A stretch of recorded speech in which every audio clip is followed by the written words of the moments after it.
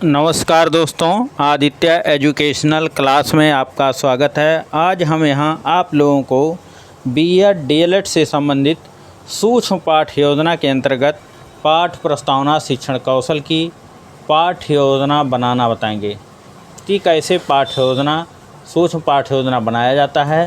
सबसे पहले ऊपर हम लिखते हैं सूक्ष्म पाठ योजना, फिर पाठ प्रस्तावना शिक्षण कौशल, उसके बाद संस्था का नाम, अनुरूपी परिस्थितियों में शिक्षाभ्यास, फिर छात्राध्यापिका का नाम, जो आपका नाम होगा नाम यहाँ अंकित करेंगे, दिनांक उस दिन का यहाँ लिखेंगे जिस दिन यह पाठ्य योजना का आपको शिक्षण कार्य करना है। कक्षा 6 वर्ग ए, विषय विज्ञान, चक्र पहला, अवधि 6 मिनट। ये जो सूक्ष्म पाठ्य योजना होता है ये 6 मिनट का होता है। प्रकरण प्रकाश, पूर्व ज्ञान, छात्र प्रकाश के बारे में सामान्य जानकारी रखते हैं। उसके बाद प्रस्तावना के प्रश्न, यहाँ हम 3 कॉलम बनाते हैं। एक कॉलम में क्रम संख्या, दूसरे में प्रस्तावित प्रश्न, संभावित उत्तर, सहायक सामग्री। पहला प्रश्न यहाँ हमारा है, छात्राध्यापिका द्वारा किया, रात में लाइट के जाने के बाद क्या होता है? तो छात्र बताते हैं कि अंधेरा होता है। दूसरा, अंधेरा को दूर करने के लिए हम क्या करते हैं? तो छात्र बताते हैं कि मोमबत्ती या लैंप जलाते हैं। तीसरा प्रश्न, मोमबत्ती जलने के बाद क्या होता है? तो छात्र बताते हैं कि मोमबत्ती जलने के बाद क्या प्रकाश हो जाता है। चौथा प्रश्न, प्रकाश के बारे में आप क्या जानते हैं? अब ये समस्यात्मक प्रश्न है, छात्र यहाँ कुछ बताते हैं या मौन हो जाते हैं। उसके बाद उद्देश्य कथन, आज हम लोग प्रकाश के बारे में अध्ययन अध्यापन करेंगे। फिर प्रस्तावना शिक्षण कौशल की निरीक्षण एवं मूल्यांकन तालिका बनाते हैं।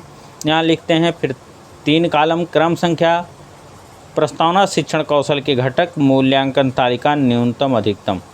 पहला घटक प्रस्तावना शिक्षण कौशल का, शिक्षक ने छात्रों के पूर्व ज्ञान का प्रयोग किया।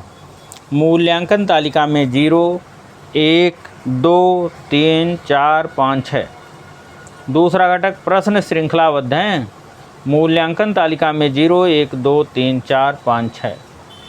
तीसरा घटक प्रश्नों को मूल पाठ से जोड़ा गया।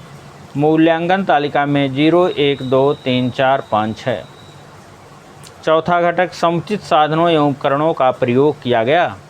मूल्यांकन तालिका में 0, 1, 2, 3, 4, 5, 6। यहाँ समुचित साधनों या उपकरणों का मतलब कि शिक्षण कार्य में हम किन सहायक सामग्री का प्रयोग कर रहे हैं, उसका किया गया कि नहीं, कितना किया गया। यहाँ देखिए कम किया गया, इसका मतलब 4 पे यहाँ गोला किया गया पर्यवेक्षक द्वारा। पांचवा घटक प्रस्तावना के प्रश्न पूर्व ज्ञान से संबंधित हैं, मतलब कि प्रस्तावना के प्रश्न छात्रों के पूर्व ज्ञान से, छात्रों ने प्रश्नों का उत्तर आसानी से दे दिया। मूल्यांकन तालिका में 0, 1, 2, 3, 4, 5, 6।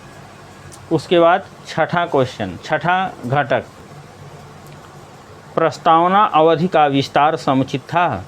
तो मतलब प्रस्तावना जैसे 6 मिनट का है उतनी ही देर में छात्राध्यापिका द्वारा पढ़ाया गया कि और टाइम लिया गया, कम समय लिया गया, तो ये समुचित अवधि विस्तार था। मूल्यांकन तालिका 0, 1, 2, 3, 4, 5, 6। सातवां घटक छात्रों को अप्रेरित किया गया, मतलब छात्र जो है शिक्षण में रुचि ले रहे हैं वह प्रेरित होकर।